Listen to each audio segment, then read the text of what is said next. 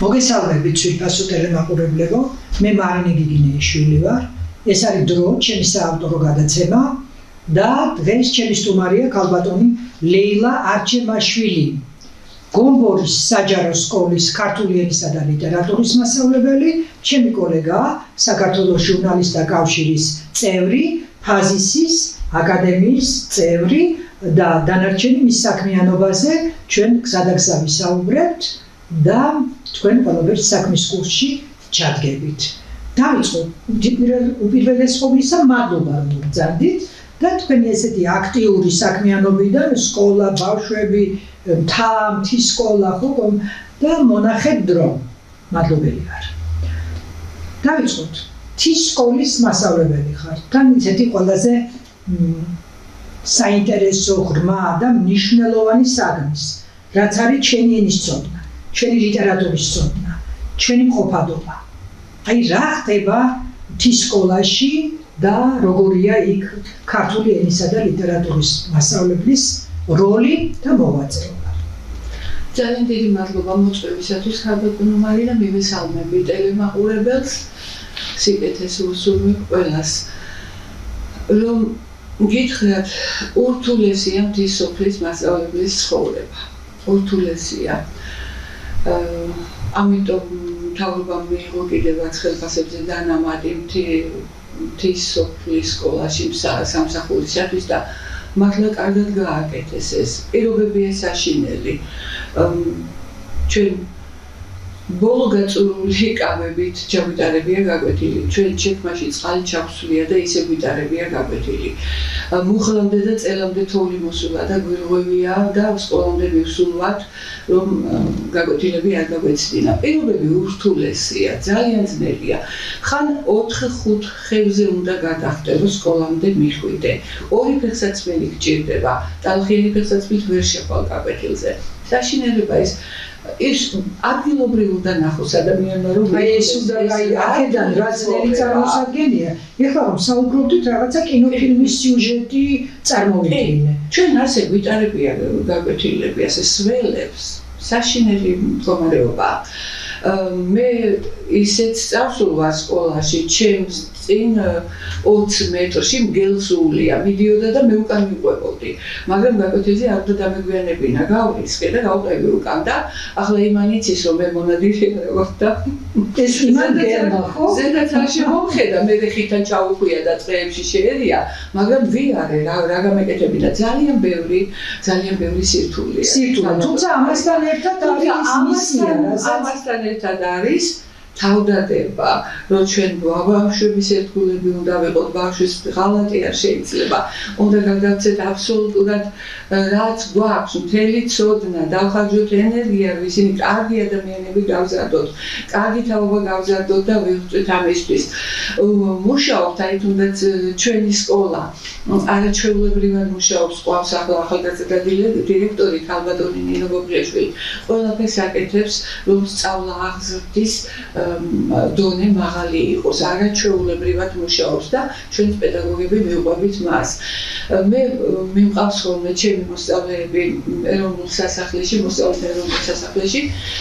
კონფერენციებზე და მიმყავს ფოლკლორის შეკრებებზე მონაწილეობას ვიღებთ, მე იქიდან დაჯილდოებული სიგელებით ბრუნდება. აი ფოლკლორზე მინდა რომ ცალკე ვილაპარაკოთ, იმიტომ რომ ეს ძალიან მნიშვნელოვანია თქვენი მოღვაწეობის სფეროც და ქვეყნისთვის ძალიან მნიშვნელოვანია. ვატარებთ ლიტერატურულ საღამოებს, ვიჭროთ სკოლაში მწერლებს, ხელოვან ადამიანებს, რომ ბავშვებს ჩაუნერგონ ლიტერატურის სიყვარული.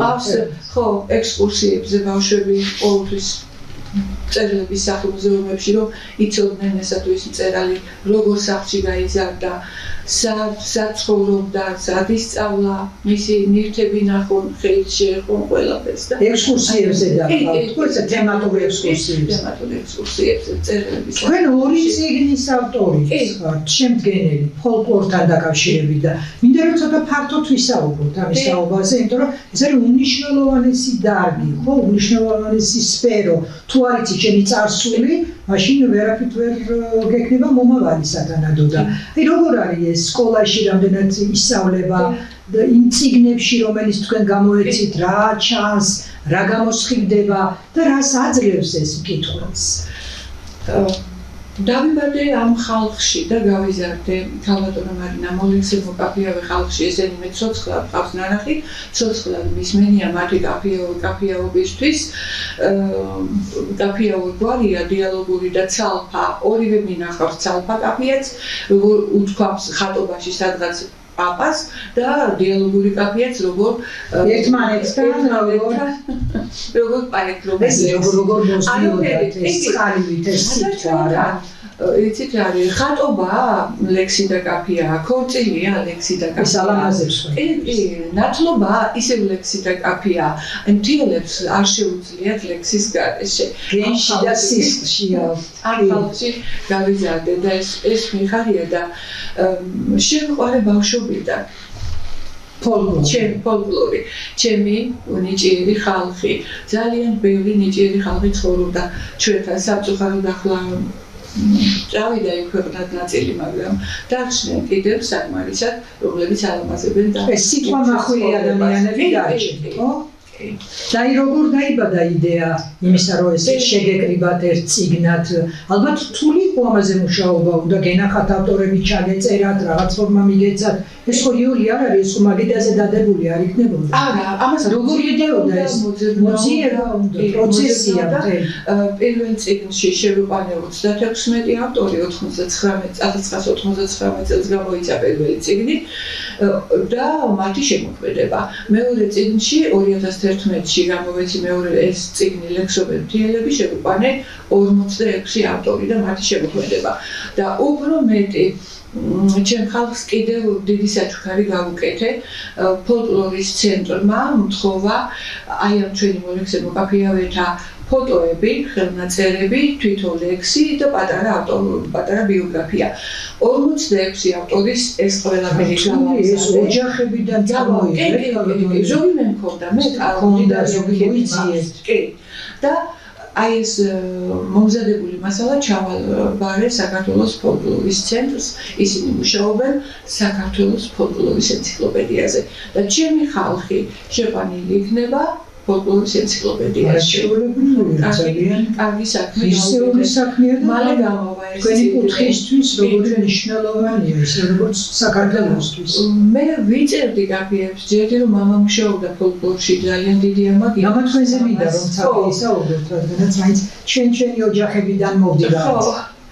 და მე მამაც იწერდა, ანუ თქვენც იწერდი. მამა იწერდა, მამა სულ ამ ხალხთან იყო.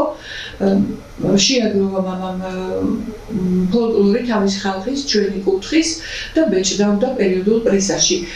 მე გიორგი ლეონიძემ ლიტერატურის ინსტიტუტის დირექტორმა დაავალა მამას დიდმა გიორგი ლეონიძემ მამაშვილობილი იყო ძალიან უყვარდა გიორგი ლეონიძეს და მეგობრობდნენ მამაშვილურად ასეთი ურთიერთობა ჰქონდათ და გაგზავნა თიანეთის, საგარეჯოს და დუშეთის რაიონში ფოლკლორი. მე ვნახე ეს დოკუმენტი თქვენთან. შესაგროვებია გიორგი ლეონიძის ხელმოწერით. კი, ლეონიძის ხელმოწერით. და აი ეს მასალა შევიდა ქართული ხალხური პოეზიის მე-12 ტომში. აი ეს მამაშვილობილი მასალა და ჩვენი მასალა. და მე ამით სულთავდი ჩვენთან იყვნენ ყოველთვის მოლექსიები მამასთან აი მასახში იკრიბებოდნენ ალბათ რა საინტერესო იქნებოდნენ იქვე ხინკალი და ხონჩები და ლექსობა და კაფეაობა დუშეთიდან ყავდა მამას სამეგობრო პოეტი კაცი მიხეილ ნაყეული ივანე ქართველიშვილი მეგობრები იყვნენ მამას ისინი ჩამოდიოდნენ და თუნდაც ჩვენი მეზობელი მოხუცები მეცოცხლად კაფეაობას ვხედავთ. ისე ნამდვილად არ შეიძლებოდა რომ თქვენ სხვანაირი ყოფილიყავი და ისეთი გარემო ქონიათ სახლში. მე სკოლა რომ დავამთავრე, დავიწყე მეცშეგროვება ლექსების და ძალიან როდესაც ბეჭდავდი ერთი 10 წელიწადი ალბათ რაიონულ გაზეთში ევრისგრაფიაში ბეჭდავდი ფოლკლორულ მასალებს და რო ხედავდი აი ამათ გაღიმებულ სახეს, ამათ ბედნიერ სახეს, რომ გაზეთში თავიანთ გვასახელს კითხულობდნენ და თავიანთი კაფეები გაზეთში იყო დაბეჭდილი, ისე მიხაროდა, რომ ამათ სიხარულს როგორც მათუხარობდა. მათ ვერ წარმოედგინათ, რომ შეიძლებოდა ამას მე გადავწყვიტე წიგნებად გამომეცა ეს და მართლაც ასე და ქალბატონმა ერთად გადაიძებ ეს ძალიან დიდი საქმეა რაც შენ გააკეთე და დამაჯილდოვა 2022 წელს ლაურეატობით ფოლკლორის ფესტივალის ლაურეატი. ძალიან საპატიო. ხო, მითხრა, შენ იქნებ ვერ ხვდები ეს ამხელა საქმე გაუკეთე, შენ ხალხს და ივლის ხეობას. ეს შეიძლება ყველაფერი დაკარგული იყო. შეიძლება დაკარგულიყო და იკარგებოდა კიდეც, აბა თუ არ შეაძლო. კი, ასე შევინახეთ. მე პერიოდულ პრესაში ვბეჭდავდი პარალელურად წიგნის გარდა კიდე და დღემდე ვეძიებ, დღემდე ვამუშავებ ჩემს მოსწავლეებს ფოლკლორული მასალების შეგროვებით. და მასაც მოაქვთ ალბათ თუ სად და ვამუშავებთ. ჩაწერა, როგორ უნდა ჩაიწერონ მასალები, ავტორი ვინ არის, მთქმელი ვინ არის, ავტორი სხვა არის, მე ის გადადის და მთქმელი სხვა არის, ჩამწერი სხვა არის და იმას შეიძლება საერთოდაც არ იცოდა წერა, თქვა, იყო ავტორი, ხო? რამდენი 3 ადამიანი, 3 სუბიექტი მონაწილეობს. ძალიან უხარია. ავტორი, მთქმელი, ჩამწერი. თვითონ აი ფოლკლორის გაკვეთილები სკოლაში არის? ფოლკლორის გაკვეთილები მე-11 კლასშია 2 საათი არჩევითი და ბავშვებმა აირჩიეს ფოლკლორი. დირექტორმა მე გადმომაბარა ეს 2 საათი. ნუ ხა მასწავლე და აირჩევდე, რა უნდა. ხო და ძალიან ბევრს ვამუშავებ დაწყებული ფოლკლორის ისტორიიდან, რომ 1846 წელს პირველად ინგლისელმა ისტორიკოსმა უილიამ ტომსმა გამოიყენა სიტყვა ფოლკლორი და იქედან მოდის ეს მეცნიერება. ხალხურ სიბრძნეს, სიბრძნეს ნიშნავს და მე ჩამოყალიბდა როგორც მეცნიერება და რამდენიმე საერთიანებს. აქ ხო ყველაფერია ლექსიდან და კაფეიდან და სახალხო მედიცინამდე დასავლებული. ცეკვა, სიმღერა, რა ვიცი, ხელოსნობა, კეთება, ეს არის უზარმაზარი სფერო, რომელიც საქართველოშიც კი შეუსწავლელია. ქსოვა, ქარგვა, ეს ყველაფერი. ეს არის ერთიანი სფერო, ეს არის სხეულის და სულის გაერთიანება და სიბრძნე. ხალხმა არ იცოდა წერა-კითხვა, ასოები არ იცოდა და იმხელა ორნამენტებს წერდნენ და იმხელა ბრძნულა და ქვაზე წერდა ხალხი. აი თქვენ აირად იმ წინაპართა სულებს ეხებით, მათ მენტალობას ეხებით, თქვენი საქმით და თქვენი საქმიანობით და მუშაობით. აი რა გაგვირვებთ? სიბრძნე ჩვენი ერის, აი ამ გაუნათლებელ შეიძლება წერა-კითხვის უცოდინარ უფრო სწორად ადამიანში რამხელა შინაგანი განათლება იყო ალბათ, რამხელა ოქროს ზოდები იყო მის გონებაში, მის ტვინში, მე ეს განცდამებადება, როცა ვკითხულობ ქართულ ფოლკლორსა და მესმის. ეს ხორცეულად აქვს ჩვენ ხალხს, რომ მე მთაში გავიზარდე, მთიელებში, ხევსურებში, შავლებში, დამაყრელებში და აი ეს ასაკოვანი ხალხი, პატარა ბავშვი რომ შემოვა 3-4-5 წლის ბიჭი ოჯახში, ფეხზე წამოუდგებიან ხოლმე. ხო, აი ეს იქვე მაგალითს აძლევენ. აი შენ უნდა მოიქციას. როგორი უნდა გაიზარდე. ხო, ასე. ქალთონელა რაიმელა ესეთი ტრადიციები, როგორ ფიქრობ თქვენ, შენარჩუნებულია ძნელი ალბათ ამის შენარჩუნება. აქ არ არის საუბარი იმაზე, რომ ფეხზე ადგები თუ თქვა არ ადგები. ზოგადად უფროს-უმცროსობა, რაღაცა პედაგოგისადმი პატრიოტიზმი ქვეყნის სიყვარული შემორჩენილია ეს. სკოლაში ხდება მასწავლების მისია. გარდა იმისა, რომ მან ასწავლოს კონკრეტულად საგანი, ხომ ის არის, რომ ასწავლოს ცხოვრება, ასწავლოს შინაარსობრივად. ხდება ასე? კი, შემორჩენილია. ვამჩნევ ვატყობ და ძალიან მიხარია, რომ შემორჩენილია ეს ძველი ტრადიციები. არის აი ჯვარი ყველას წერია და როდესაც სოფელში მიცვალებულია, არავინ არ ხნავს ნაკვეთს. ტრაქტორის ხმაში, ის გადაბრუნება, შეცვლილია. აი სანამ არ დაიკრძალება ადამიანი, ტელევიზორის ხმაც რომ გავიდეს გარეთ სიცხვილე. და ეს არის ახლას. კი, შემორჩენებულია. ძალიან კარგია, როცა კარგი ტრადიცია არ იკარგება, ვთქვათ, ეს სხვადასხვა სფეროში და სხვადასხვანაირ გამოვლინებაში და ესე იგი ბავშვები დაინტერესებულები არიან და მოყვებიან, ხო? ძალიან მოყვებიან და ძალიან უხარიათ. და იქნებ მათ შორისაც აღმოჩნდეს თქვენნაირად აი ესეთი მოწადინებული და როგორც თქვენთვის იყო მაგალითი მამა, ისე გახდეთ თქვენ მაგალითი მათთვის. ხომ არის ეს? ვცდილობ ქალბატონო მარინა, ძალიან მიხარია ფოლკლორი დაინტერესება მათი და ვავალებ კიდეც, აბა დაწერეთ, აბა რაც დაწერთ, მომიტანეთ, ნახო, შევამოწმო, მიდიდება მოგცეთ, გზა მოგცეთ, იქნებ თქვენში ნიჭია, თუ გაკვეთილზე უცებ რაღაცა კარგი ფრაზა მოიფიქრეთ და მოვიდა გონებაში ჩაიწერეთ, მე ხმას არ გაგცემთ, ოღონდ ჩაიწერეთ და ლამაზი ფრაზები მაჩვენეთ. გაფრთხილებული მყავს ეს ბავშვები და მოვაქვთ რამდენიმე კარგი ჩანახატები მომიტანა. ძალიან კარგია. რაჯობია მაგას. მით უმეტეს მთაში ეს განსაკუთრებით გადმოშჩქებს ეს ნიჭიერება ამ თვალსაზრისით. აი რატო ხდება ნეტა? ვარსაც აქვს რა თქმა უნდა თავისი და მაგრამ აი მთაში რაღაცა ეს განსაკუთრებულად იყო. იქნებ რაიმე როლი ხარ შეუსრულებია იმას ვთქვათ ისინი თვეობით მოწყვეტილი იყვნენ, ვთქვათ სოფლები ერთმანეთს, გზობა იყო, რომ ისინი შიგნით ვითარდებოდნენ, რაღაცნაირად შიგნით ეძებდნენ აი ამ რა ვიცი თავშესაქცევსაც, ურთიერთობის ფორმებსაც, რომ შეიძლება ამასაც ჰქონდა გარკვეული გავლენა, ხო? ხო იყო სოფლები და რომელიც თვეობით იკეთება. ხო, რა თქმა უნდა, ალბათ ბუნებასაც თავისი მოაქვს, რა თქმა უნდა, ბუნების ფერიც კი. მე უფრო უფლის ჯერა და ბევრჯერ მithქვამს ეს, რომ აი საქართველოში ყველაზე მეტი მოლექსე მოკაფიავე ივრისა და არაბის ხეობებშია. უამრავი და აი ეს ნიჭიერების კალთა უფალმა ამ ორ ხეობას მეტად ჩამოაბერტყამებია. ძალიან ბევრი გიგზნია თქვენ ცხოვრებაში უფლის ხელი? კი, ბევრჯერ. როცა კი, ბევრჯერ. გიგზნიათ და ღმერთმა გაგრძნობინოთ. კიდევ ხშირად რას ამბობთ?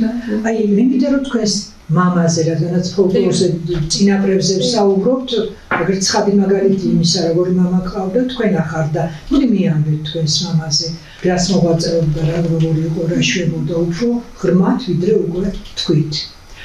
მადლობა. მამა იყო ფშავში ცნობილი მოლექსე მოკაფიავე კაცის ფშავი კაფეების დიდოსტატის ყრუ გიორგი მგელიაშვილის შვილიშვილი. რა ერქვა? ყრუ გიორგი. ყრუ? რატო მართლა არ ესმოდა? არ ესმოდა ცალიყურიდან ბავშვობაში წითელა მოიხადა და დაყრუდა და მოკაფიავეს ასე უსმენდა, ხელს მოიჩპილებდა თურმე. ქართული ხალხური პოეზიის წიგნებში უამრავია მისი კაფია შეტანილი და ცალკეც არის მისი კაფიები. მისი ნიჭი შვილებს და შვილიშვილებს გადმოეცა. ყრუ გიორგის ქალიშვილი ბებიაჩემი მართა მგელიაშვილიც წერდა ლექსებს, კაფიებს. მამასაც გადმოეცა მისი ნიჭი და მამაც არაჩვეულებრივ კაფიებს და ლექსებს წერდა. სკოლაში წესავიდა? პედაგოგიური ინსტიტუტი დაამთავრა მამამ და იმ დღიდან თავის სოფელს ემსახურა. მამა იყო ფილოლოგი, არაჩვეულებრივი ფილოლოგი. ვაჟებშაველას 27 პოემა იცოდა ზეპირად და ბევრჯერ მინახავს პაექრობდნენ ჩვენთან ჩამოსული მწერლები და სხვადასხვა ბატონი თეიმურაზ მაღლაფერიძეს ასეთი ყოფილა 27 პოემა ზეპირად ცოდნია ჩვენთან სახლში გავიგე. ერთი ტაეპი რომ წავიკითხა, მამა აგრძელებდა ნებისმიერი გვერდიდან. ნებისმიერი ლექსი იცოდა ზეპირად და პოემა. კი და ჩვენც ასე გვამუშავებდა. ჩვენთან 1976 წლიდან მამას ორგანიზებითი ინიციატივით დაიწყო ლიტერატურის ახალ დღესასწაული ვაჟებობა. და ჩვენ როდესაც მოსწავლეები ვიყავით და გვამზადებდა მამა ვაჟებობისთვის, მთელი თვე რეპეტიციები ჰქონდა. გვაყვარებდა ვაჟას 20 ლექსი მინიმუმ ზეპირად უნდა ვცოდნოდა ვაჟებობისთვის ასე უნდა მომზადებულიყავი და სასკოლო პროგრამით გათვალისწინებული 2 პოემა, ან ალდა ქეთელაური, ან სტუმარ მასპინცელი პოემებზეც კიდევ გამშავებდა. რთული არის თავის სოფელს ემსახურა. მიუხედავად იმისა, რომ ჩვენი სკოლა მცირე კონტინგენტიანი იყო ყოველთვის, მამა ღირსეულად უძღვებოდა და ინარჩუნებდა მთის სოფელში ამ სკოლას. ჩვენთან გარშემო დაიხურა ქალბატონო მარინა 6 სკოლა. ეს არის მე-20 საუკუნის 70-იანი წლების შემდეგ.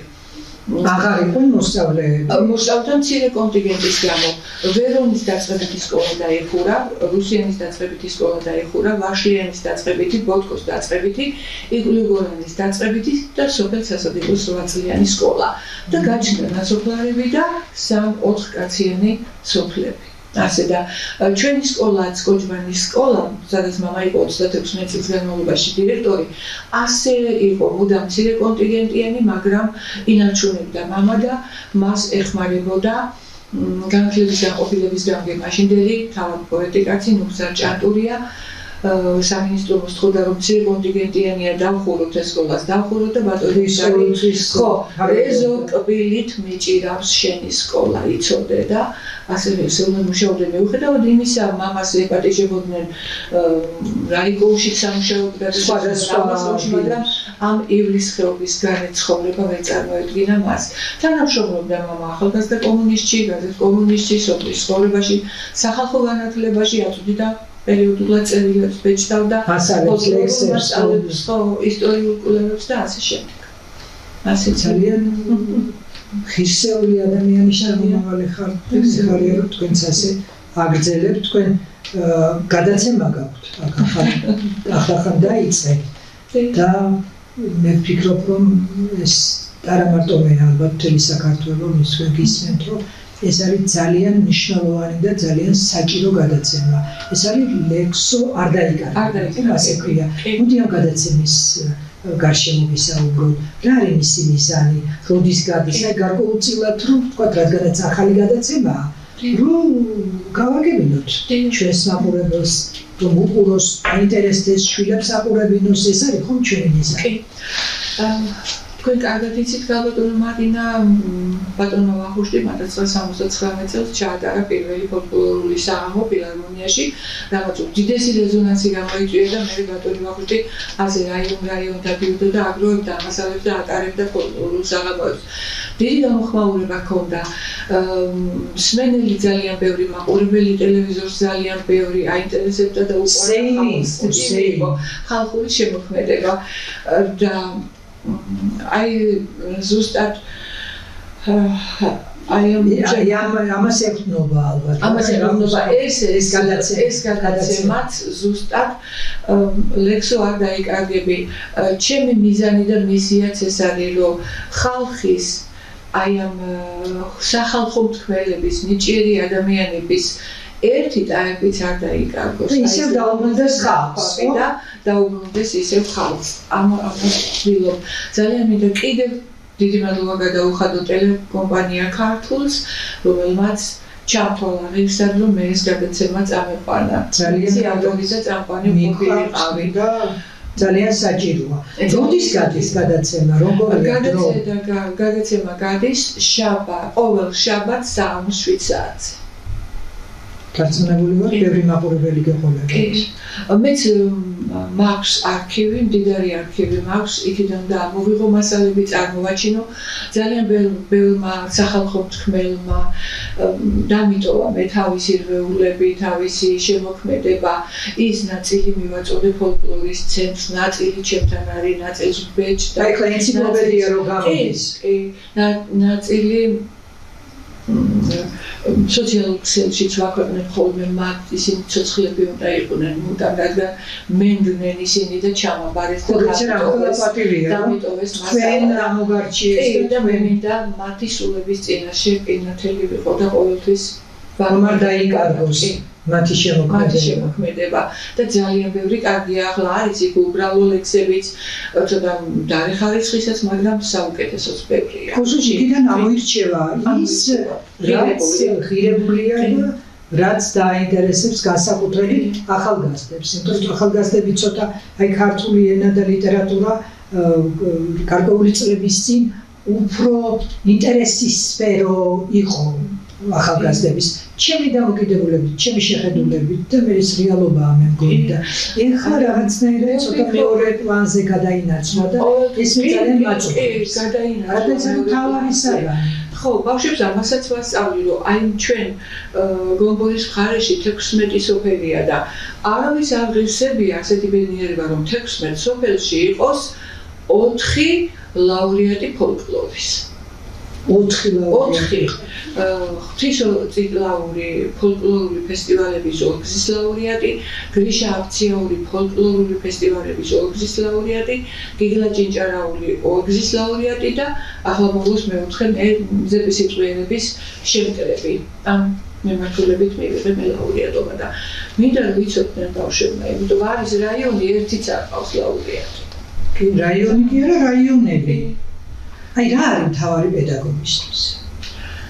თქვენ პროფესიაში რა არის მთავარი? ახლა ხო გვისმენს თქვა ბავშვებიც, მშობლებიც, ახალგაზრდები, ვისაც შეიძლება უნდა პედაგოგობა და უნდა ამ გზის არჩევა.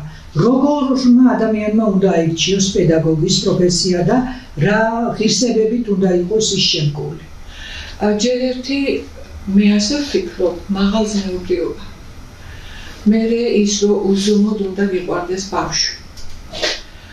არასოდეს ბავშვმა არ უნდა შეგატყოს, რომ ერთი მეტად გიყვარს და მეორე ცოტა ნაკლებად. რაღაცა ბალანსი უნდა დაიცვა, ყველა საყვარელი უნდა იყოს ადამიანის. მნიშვნელობა რა არის? ძალიან კარგად სწავლობს თუ არ სწავლობს, ორთავი არის მოსწავლე. ბავშვს რენტგენული თვალი აქვს ჩვენზე მეტად და ის ყველაფერს კარგად ხედავს და ამჩნევს და ეს არ შეიძლება.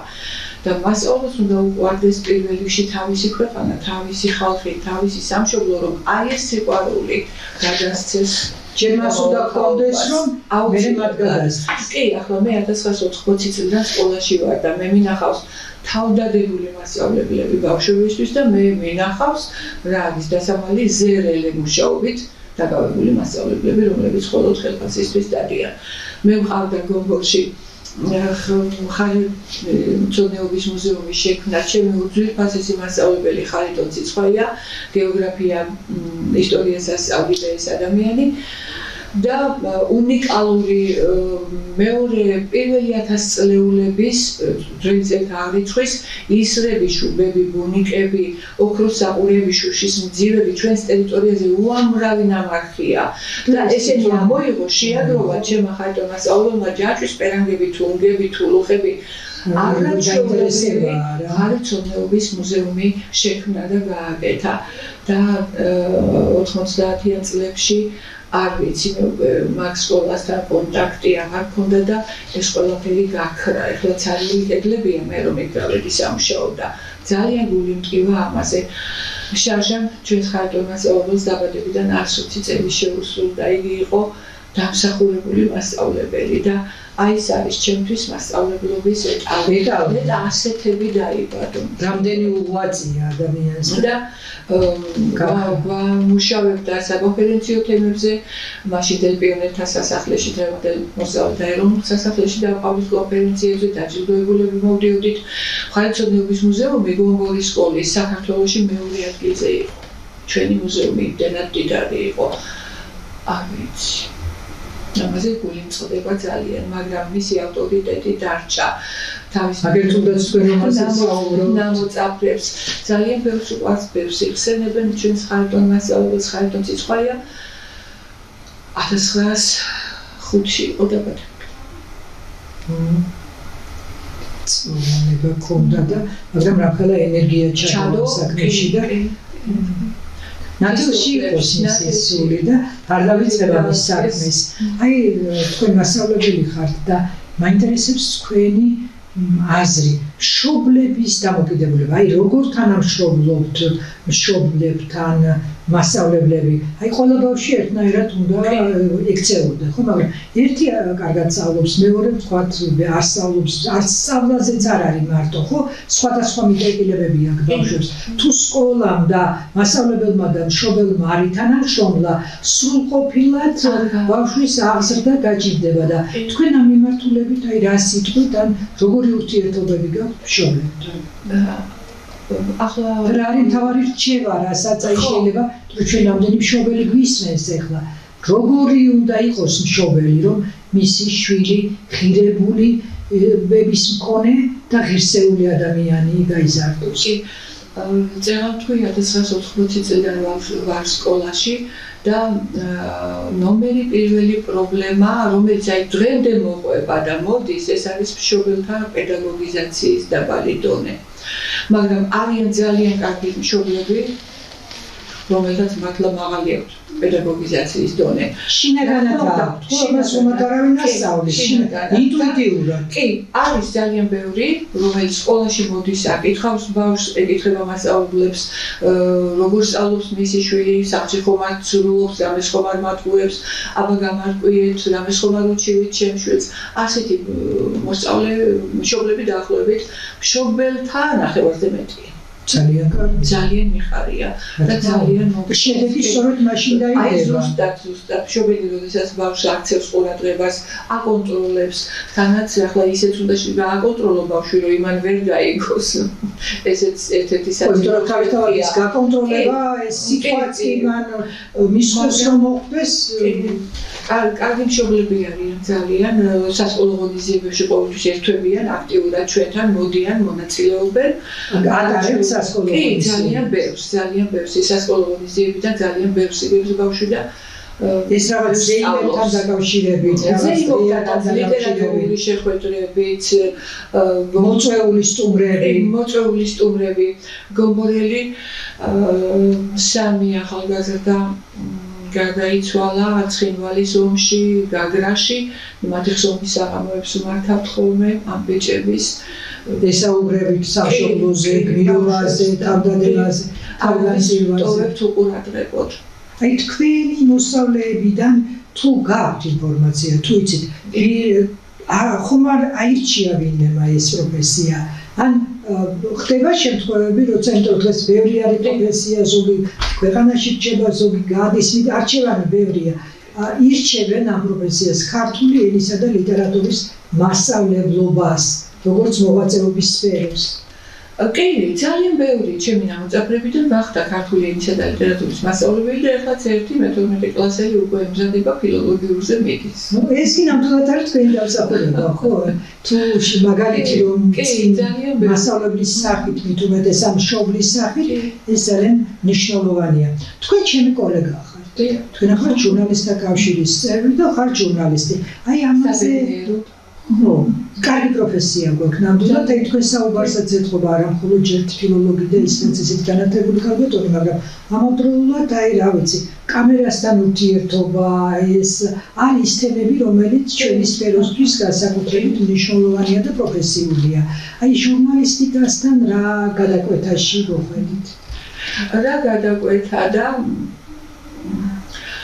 მე ვიყავი ჩვენი დროის ნოჩილენელის აქტიური მკითხველი. ძალიან მიყვარდა ეს გაზეთი. ნუ რა თქმა უნდა, მამა მაგითხებდა, ახლა წერა-კითხვის გარეშე ის არ დამსვამდა და მამა გაზეთებს კითხულობდა, ახალგაზრდა კომუნისტის სოფლის ცხოვრებას, სახალხო განათლება და მე უნდა მეკითხა ნოჩილენელი. და მე ნოჩილენელი დილაც იყო. დილა, ჟურნალები. კარგი, ძალიან კარგი ჟურნალები, ისტორია შექმნეს ქართულ პრესაში. შეულებრივი ჟურნალები და ეს გაზეთიც და მეხუთე კლასში ვიყავი, ქალბატონი მარინა და მოვიწადინე და შევადგინე ძალიან ბევრი კროსვორდი ბეჭდებოდა იქ და შევადგინე კროსვორდი და გავგზავნე ნოჩილენელის რედაქციაში. მეხუთე თემიდან და მეხუთე კლასელმა კროსვორდიდან. და მამას არ გავაგებინე და არ ვიცი რატომ არ გავაგებინე, გავგზავნე კროსვორდი და მომივიდა პასუხი. და იცით, ჩემი საყვარელი ქალბატონი და ყველა ჟურნალისტის საყვარელი მზია კოცლავაშვილი ქალბატონი, მისი პასუხი მომივიდა, ლეილა, ძალიან კარგი კროსვორდი შეგიდგენია, მაგრამ უამრავი მოგდის შენი თანატოლებისაგან და მას დასაბეჭდად ვერ გამოვიყენებთ, მაგრამ მოდი, შენ იყავი შუამავალი ჩვენსა და თქვენ სკოლას შორის. ბავშვები რასაკეთებთ, რასაქმიანობთ, როგორ მუშაობთ, დიდებისთვის რასაკეთებთ, ერთმანეთისთვის რასაკეთებთ, ქვეყნისთვის რასაკეთებთ, მოდი ესენი მოგწერე. და სტიმული მოგწერა. გაბრაზებული ვიყავი, რომ არ დამიბეჭდე, მაგრამ ფუნქცია ჰქონდა. უცებ და მე მამას ვეკითხები. ვაშვენე მამას ის წერილი და როგორი უნდა იყოს საგაზეთო წერილი მეთქი, მეხუთე კლასელი ვარ. როგორი უნდა იყოს და ისეთი საქმიანობა უნდა აღწერო, რომელიც მისაბაძი იქნება ყველასთვის.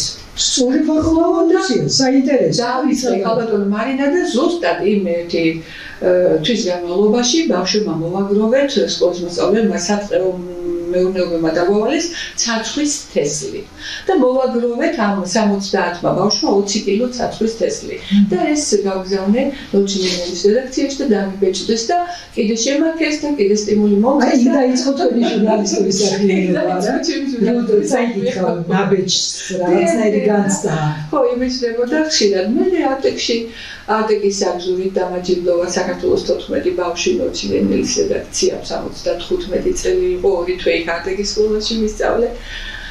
და მე უკვე სკოლა რომ დავამთავრე, ნორჩილენელს თავი დავალებე, მე რაიონული გაზეთი ივრის განთიადი. მე ვეთანამშრომლე საქართველოს რესპუბლიკაში, მე ჩემი ჟურნალი მინდოდა ძალიან ქართველები და ვარსეს ჟურნალი და 7 ნომერი გამოვეცი, მაგრამ ოჯახურმა პირობებმა ხელი შემიშალა.